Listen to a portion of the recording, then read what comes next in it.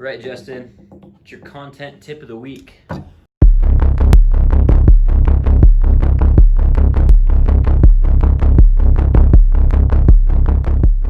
All right, so the last two times I talked about not putting filters on your content because that is not smart, as well as having a variety of content. So this week I want to focus on making sure you have the quantity.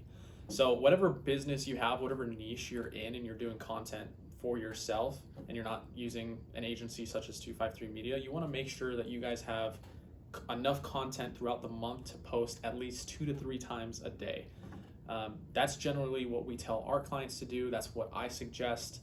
I have a lot of background in growing social media accounts. I've grown my personal Instagram and TikTok stuff to insane high numbers of followers and stuff, but that's all with posting every single day, twice or 3 times a day. So making sure that one, you have good content, but you have good enough content to post throughout the entirety of 30 days is really key in making sure you have a strong, online presence and essentially having a strong brand relevance for consumers that you're trying to market to. So that's my content tip of the week.